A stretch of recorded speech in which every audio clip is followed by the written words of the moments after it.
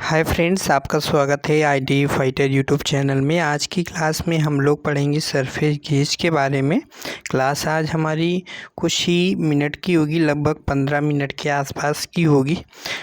कल भी हमारी क्लास होगी। वैसे डेली हमारी मंडे टू फ्राइडे होती है, लेकिन बीच में एक से दो दिन क्लास नहीं हो पाई थी, इसलिए कल भी आपकी सैटरडे को भी होगी और संडे को भी होगी। और कोशिश करेंगे कि आपका कोई भी दिन गैप ना हो, डेली आपकी क्लास हो, जिससे कि आपका कंप्लीट कोर्स हो जाए। ठीक है, तो यहाँ पे हम लोग पढ़ रहे थे निमी थ्योरी, जो कि बेस्ट है डीआरडीओ एग्ज़ाम के लिए। अदर कोई एग्ज़ाम की तैयारी कर रहे हैं उसके लिए भी यहाँ पर बेस्ट है। तो चलिए स्टार्ट करते हैं। आज की क्लास में हम लोग सरफेस गेज पढ़ेंगे और नेक्स्ट क्लास में हम लोग पढ़ेंगे चीजल कटिंग टूल के बारे में, जो कि बहुत ही इंपॉर्टेंट चैप्टर। एक दो क्वेश्चन यहाँ से पूछे जाते हैं। ठीक है, झुकाव एंगल के बारे में बहुत पूछा जाता है क्वेश्चन, कि हम चीजल का झुकाव एंगल कम करें या ज़्यादा करें तो क्या होगा, या रैक एंगल कम करें या अधिक करें क्या होगा, है ना। इसी प्रकार से क्लियरेंस एंगल से भी रिलेटेड पूछा जाता है। तो कल की क्लास मिस नहीं कीजिएगा, कल की क्लास जरूर देखिए। तो चलिए स्टार्ट करते हैं। आज की क्लास में हम लोग पढ़ेंगे सरफेस गेज। सरफेस गेज से क्या क्वेश्चन पूछे जाते हैं ये हम भी यहाँ पे हम लोग डिस्कस करेंगे। तो सरफेस गेज सर्वसाधारण चिन्ह औजारों में से एक है जिनका प्रयोग निम्नलिखित होता है। तो सरफेस गेज का प्रयोग कहाँ कहाँ पर करते हैं? डेटम सतह के समांतर रेखाएं खींचने के लिए। ठीक है, डेटम सतह के समांतर रेखाएं खींचने के लिए करते हैं। ठीक है, ये हमारी डेटम सतह के समांतर रेखाएं खींचने के लिए हम यूज करते हैं। ठीक है, डेटम सतह के समांतर जो चीज़ रेफरेंस प्रदान करता है उसे क्या कहते हैं? डेटम सतह कहते हैं। तो डेटम सतह के समांतर, यहाँ पर मान लीजिए एक लाइन यहाँ पर ऐसे खींच ली, तो इसी के एक और समांतर एक हमने लाइन खींच दिया, तो हम इसे क्या कहेंगे कि समांतर रेखाएं खींचने के लिए हम इसका यूज करते हैं।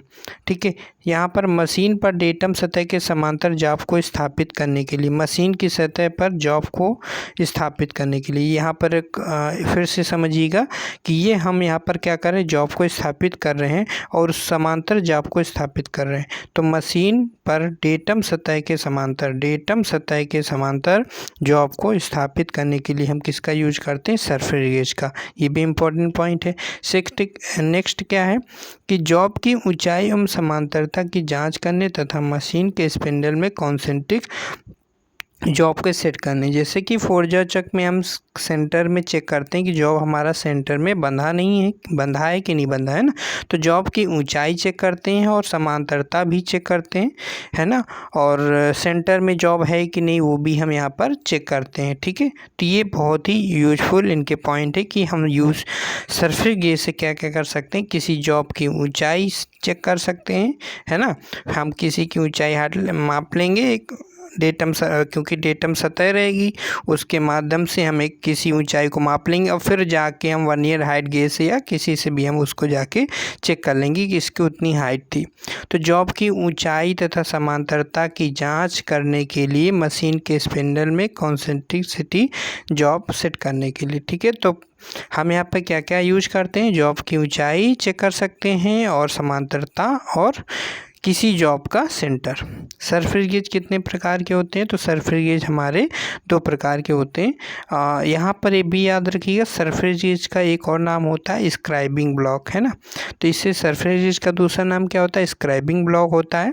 इसे एक और नाम याद रख लीजिएगा, इसे मार्किंग ब्लॉक भी कहते हैं, इसे मार्किंग ब्लॉक भी कहते हैं। ठीक है, तो ये दो टाइप का होता है, एक हमारा फिक्स सरफेस गेज होता है, एक हमारा यूनिवर्सल सरफेस गेज होता है। अगर लिस्ट काउंट की पूछा जाए तो आप कमेंट में बताइए सरफेस गेज की लिस्ट काउंट कितनी होती है, यूनिवर्सल सरफेस गेज की लिस्ट काउंट कितनी होती है, बताइए कमेंट करके। नेक्स्ट यहाँ पे पॉइंट क्या है कि हमारा एक सरफेस गेज है, ये हमारा कौन सा सरफेस गेज, ये हमारा फिक्स टाइप सरफेस गेज, ये हमारा कौन सा है? फिक्स टाइप सरफेस गेज है। ये आप फिगर देख रहे होगे, है ना। और इसमें ये आप क्या है, ये हमारा नट कहलाता है, ये वाला भाग क्या होता है? स्नग कहलाता है।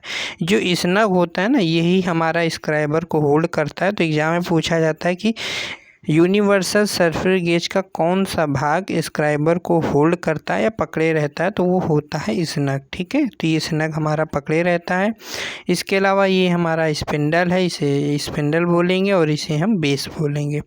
फिर फिक्स टाइप से universal fix type surface gauge से हम लोग क्या करते हैं, जो हमारा स्थिर प्रकार की सतह गेज में एक भारी सपाट आधार होता है, मतलब ये जो इसमें बेस होता है उसकी बात कर रहा है, उस पर सीधा ऊर्ध्वाधर ढंग से एक स्पिंडल लगा होता है। अभी हमने देखा इस पर स्नग एवं क्लैंप नट की सहायता से स्क्राइबर को लगाया जाता है। तो जो हम फिक्स टाइप सरफेस गेज में जो हम लोग स्क्राइबर लगाते हैं वो किसकी सहायता से लगाते हैं, वो जो स्लग लिखा है वो गलत लिखा है, यहाँ पे स्नग होगा। ठीक है, तो स्नग और स्क्राइबर स्नग और क्लैंप नट की सहायता से हम स्क्राइबर को होल्ड करते हैं, पकड़ते हैं। नेक्स्ट है हमारा यूनिवर्सल सरफेस गेज, जो काफ़ी इम्पॉर्टेंट है ना। यूनिवर्सल सरफेस गेज कैसा होता है उसका फिगर देख लो। तो ये हमारा यूनिवर्सल सरफेस गेज का फिगर आप देख रहे हो। इसमें ये देख लीजिए कि यहाँ पर एग्जाम में ये पूछा जाता है कि इसमें हम वी ग्रुप क्यों देते हैं, एक क्वेश्चन, कि यूनिवर्सल सरफेस गेज के बेस में हम वी ग्रुप क्यों देते हैं। इसका रीज़न ये है कि लेथ मशीन में जब हम गाइडवेज जो होते हैं ना, हमारे वी गाइडवेज होते हैं, तो उसमें क्या है, जब हम इसको रखेंगे उस वी गाइडवेज में, तो ये क्या है, बिल्कुल पैरेलल, मतलब कि बैठ जाते हैं ना, तो स्लाइड करेगा। अब मान लीजिए इसको हम, अगर ये फ्लैट होता है बिल्कुल, अब इसको आप रखोगे गाइडवेज में लेथ मशीन, तो क्या है, चलेगा, नहीं चलेगा, मूवमेंट ही नहीं करेगा, क्योंकि वो वी गाइडवेज का है और ये हम फ्लैट रख रहे हैं, तो वो फिर मूवमेंट नहीं हो पाएगा। तो अच्छे से प्रॉपर वहाँ पे बैठाया रखा जा सके, इस वजह से यहाँ पे वी गाइडवेज बनाया जाता है। तो एग्जाम में पूछा जाता है।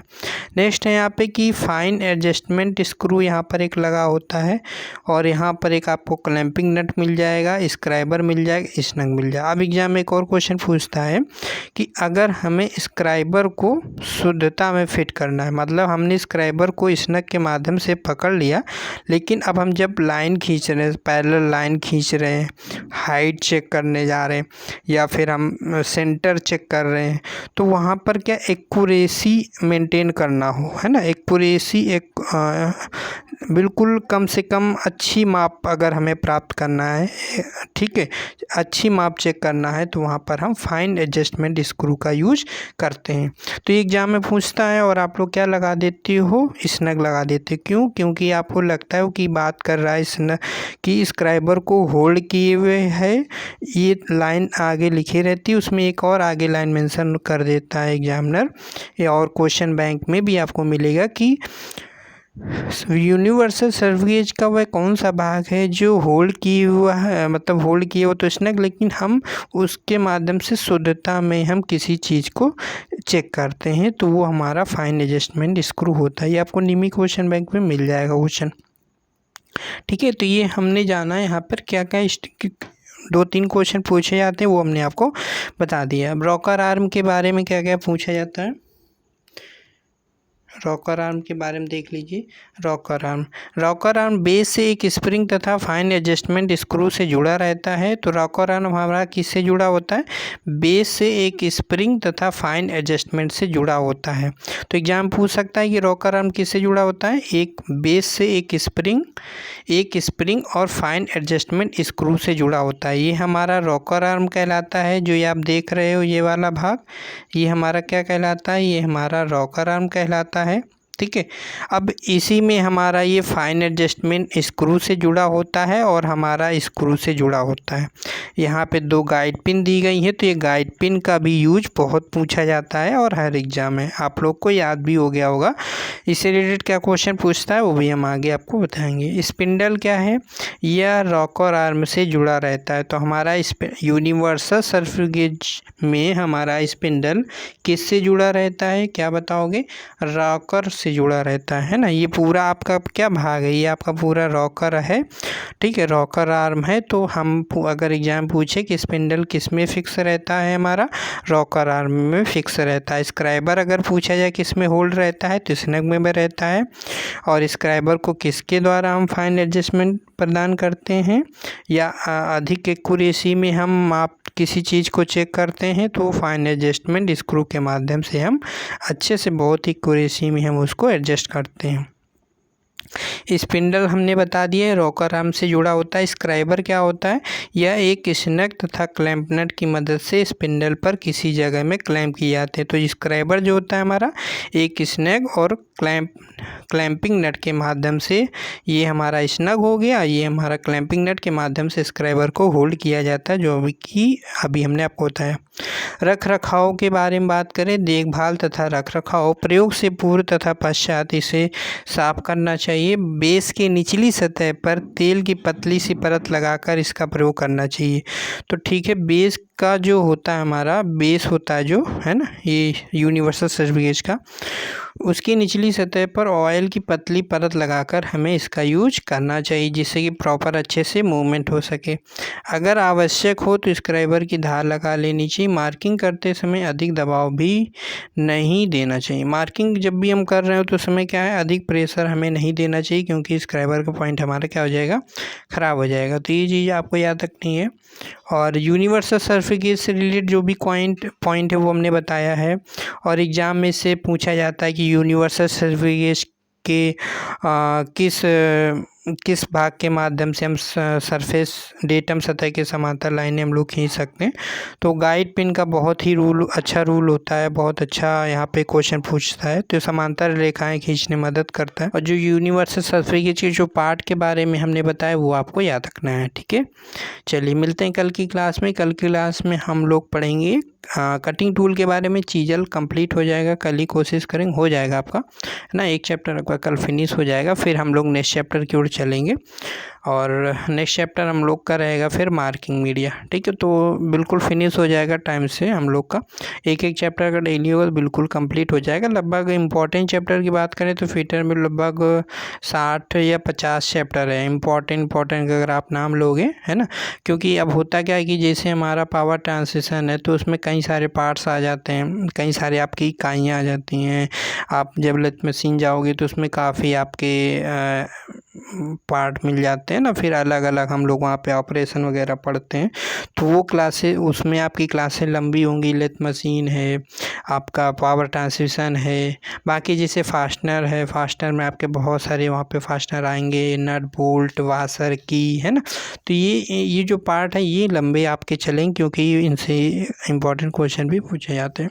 तो धीरे धीरे सब कुछ कंप्लीट हो जाएगा, आपको परेशानी हो ना, बाकी आप पढ़ते रहिएगा। मॉक टेस्ट ज्वाइन नहीं किया है तो ज़रूर करिए। अभी लगभग 8:30 PM में आपका लाइव टेस्ट स्टार्ट हो जाएगा, ठीक है। लिंक डिस्क्रिप्शन बॉक्स में दी गई है। लगभग फ़ीस जो है 189 रुपये फ़ीस है, बिल्कुल ज्वाइन करिए, है ना। इसमें आपको मंडे टू फ्राइडे आपको डेली लाइव टेस्ट मिलेगा। और आपको यहाँ पे 50 क्वेश्चन का लाइव टेस्ट होगा डेली, मंडे टू फ्राइडे। और लैंग्वेज जो रहेगी हिंदी टू इंग्लिश रहेगी। और 50 क्वेश्चन जो रहेंगे वो ट्रेड थ्योरी के previous year question, important question होंगे, मिक्स क्वेश्चन होंगे, ठीक है। तो आप लोग ज़रूर ज्वाइन करें, लिंक डिस्क्रिप्शन बॉक्स में। फिर मिलते हैं कल की क्लास में। कल आपका फ्राइडे, कल आई थिंक आपका सैटरडे है, लेकिन क्लास होगी सैटरडे को भी होगी, संडे को भी होगी, क्योंकि बीच में होगा काफ़ी आपका गैप रहा, ठीक है। Okay, bye bye.